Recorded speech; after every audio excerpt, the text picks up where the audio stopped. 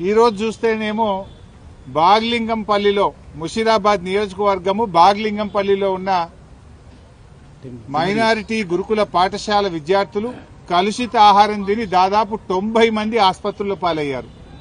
కొంతమంది నీలోఫర్ హాస్పిటల్లో ఉన్నారు, కొంతమంది కింగ్ కోటి ఆసుపత్రుల్లో ఉన్నారు, ఇంకా కొంతమంది ప్రైవేట్ ఆసుపత్రులకు వెళ్లారు.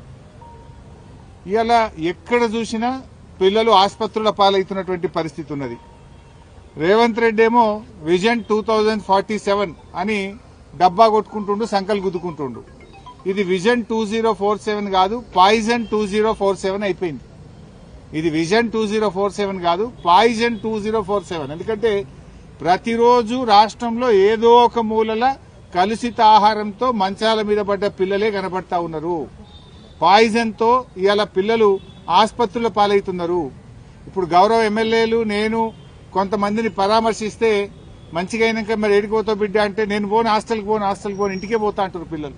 నేను ఇంటికే పోతా, ఇక పోను గవర్నమెంట్ హాస్టల్కు అని పిల్లలు వణుకుతున్నారు, భయపడుతున్నారు. రేవంత్ రెడ్డి గారు నువ్వు తెలంగాణ రైజింగ్ అని డబ్బులు కొడుతున్నావు. ఇవాళ తెలంగాణ రైజింగ్ కేవలం ఆ ఫ్రంట్ పేజ్ యాడ్లు, పేపర్లలో ఫ్రంట్ పేజ్ యాడ్ల మీద, టీవీ అడ్వర్టైజ్మెంటుల్లో, హోర్డింగ్ల మీద మాత్రమే తెలంగాణ రైజింగ్. కానీ ఇక్కడ పిల్లలు మాత్రం ఆసుపత్రుల్లో మంచాల మీద ఫాలింగ్. నీదంతా హోర్డింగ్ల మీద రైజింగు, గురుకుల పాఠశాల ప్రభుత్వ పాఠశాల పిల్లలు ఆసుపత్రులలో బెడ్ల మీద ఫాలింగ్. నీ గవర్నమెంట్ గింతే ఉన్నది. నువ్వు ఎట్లా రేజ్ అవుతున్నావు నాయన? అవినీతిలో రేజ్ అవుతున్నావు, అరాచకంలో రేజ్ అవుతున్నావు, అహంకారంలో రేజ్ అవుతున్నావు, కబ్జాలలో రేజ్ అవుతున్నావు. కానీ ప్రభుత్వ పాఠశాల పిల్లలు మాత్రం ఆసుపత్రుల మీద ఫాల్ అయిపోతున్నారు, మంచాల మీద పడిపోయిన పరిస్థితి వచ్చింది. ఈరోజు కోతలు కోయడం కాదు, రేవంత్ రెడ్డి నోరిప్పితే అబద్దాలే. ఇక మాటలైతే కోటలు దుంకుతాయి. కోతలు కోసుడు కాదు రేవంత్ రెడ్డి. నువ్వు నిజాయితీ ఉంటే గా బడి పిల్లలకు, గా హాస్టళ్లలో ఉండే పిల్లలకు ఇంత కడుపు నిండా అన్నం పెట్టు ఫస్ట్. నువ్వు విజన్ 2047 తొక్కుతా పీకుతా అని పిచ్చకుంట్ల మాటలు మాట్లాడకు. పిల్లలకు ఇంత కడుపు నిండా అన్నం పెట్టే కార్యక్రమం చెయ్యి. మాటలు ఎక్కువ ఉన్నాయి తప్ప అన్నీ ఉత్తముచ్చట్లే. ఏమైనా మాట్లాడితే 20,000 కోట్లతో నేను ఇంటిగ్రేటెడ్ స్కూళ్ళు పెడుతున్నా అంటాడు. 20,000 కోట్లు పెట్టి ఇంటిగ్రేటెడ్ స్కూల్ పెట్టేటప్పుడు అప్పటిదాకా పిల్లలు బతుకుంటే కదా. ఇలా పాఠాలు చదువుకోవాల్సిన పిల్లలు అరచేతిలో ప్రాణాలు పెట్టుకొని బతుకుతున్నారు, గిజగిజలు ఆడిపోతున్నారు. ఇవాళ మేము ఆ పిల్లల్ని మాట్లాడించినప్పుడు ఏం చెప్తున్నారు పిల్లలు? సార్ మాకు అన్నం దొడ్డు బియ్యం వస్తున్నది, ఆ అన్నం తినబుద్ధి అయితే లేదు, అన్నం ఉడుకుతలేదు, ఆ అన్నం తింటే కడుపును వస్తున్నది. ఇవాళ సన్న బియ్యం ఇచ్చిన కేసీఆర్ గారేమో ఆనాడు గురుకుల పాఠశాలల్లో గవర్నమెంట్ స్కూళ్లకు సన్న బియ్యం ఇచ్చి మంచిగా కడుపు నుండి అన్నం పెట్టిండు. కానీ రేవంత్ రెడ్డి వచ్చినాక బియ్యం చక్కగా ఉంటలేదు అని ఇవాళ స్వయంగా నేను ఒక 40 మంది పిల్లల్ని మాట్లాడిస్తే బారీక్ చావల్ ఆరా సాబ్, ఖానా అచ్చా నయ్యే సాబ్ అని పిల్లలు చెప్తున్నారు. మొన్న రాత్రి కలుషిత ఆహారం తిని బాగ్లింగంపల్లి గురుకుల పాఠశాల పిల్లలు 90 మంది ఇవాళ ఆసుపత్రుల పాలైపోయింది. 90 మంది పిల్లలు ఆసుపత్రుల పాలైతే ఈ రాష్ట్రంలో ఒక్క మంత్రికి కానీ ఈ ముఖ్యమంత్రికి కనీసం చీమ కుట్టినట్లేదు. ఒక్కరు కూడా వచ్చి పరామర్శించింది లేదు ఇప్పటిదాకా. They are busy. ఫుట్బాల్ ఆడడంలో ముఖ్యమంత్రి మంత్రులు బిజీ ఉన్నారు. పిల్లలు దవాఖాన్ల పాలైతే ఈ గవర్నమెంట్కు చీమ కుట్టినట్లేదు. 5 కోట్లు పెట్టి ఈయన ఫుట్బాల్ నేర్చుకోవడానికి 5 కోట్ల గవర్నమెంట్ డబ్బులు పెట్టి రేవంత్ రెడ్డి ఫుట్బాల్ స్టేడియం కట్టుకున్నాడు. ఆయన ఎవడో మెస్సీ.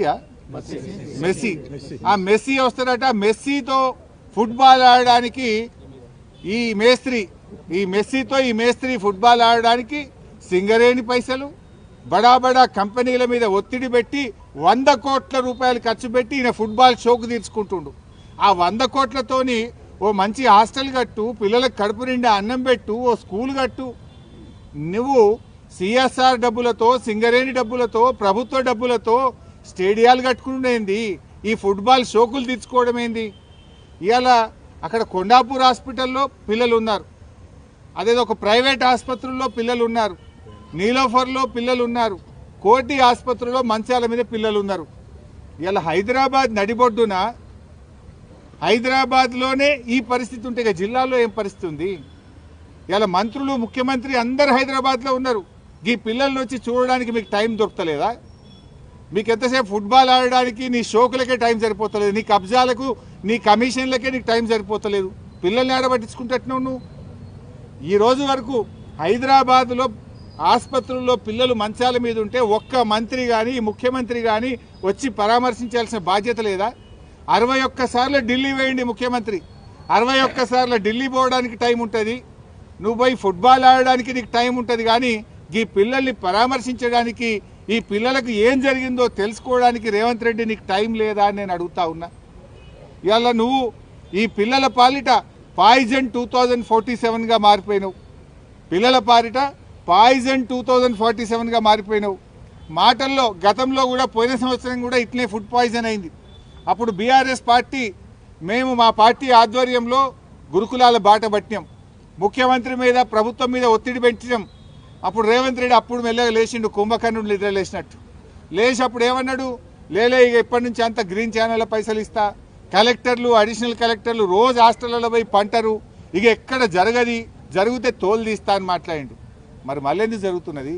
నీ గ్రీన్ ఛానల్ ఏమైపోయింది? ఎందుకు మళ్ళీ రోజు ఫుడ్ పాయిజన్ జరుగుతున్నది? ఇప్పుడు తోలు తీయాల్సింది నీదా అధికారులదా? నువ్వే విద్యాశాఖ మంత్రివి, నువ్వే ముఖ్యమంత్రివి, అట్టర్ ఫ్లాప్ అయిపోయినావు నువ్వు. పోయిన సంవత్సరం ఇట్లే మాట్లాడినావు కదా, మళ్ళీ ఇప్పుడు ఎందుకు జరుగుతుంది అని నేను అడుగుతా ఉన్నా. ఇది ఎట్లుందంటే రేవంత్ రెడ్డి కథ వెనకటికి కూడా అన్నాడట, తినడానికి తిండి లేదు కానీ మీసాలకు సంపంగి నూనె అన్నాడట. ఇక పిల్లలకి ఇంత అన్నం పెట్టే తెలివి లేదు రేవంత్ రెడ్డికి. ఇక నేను 3 ట్రిలియన్ ఎకానమీ చేస్తా, నేను 2047 విజను, నేను ఫ్యూచర్ సిటీ కడతా.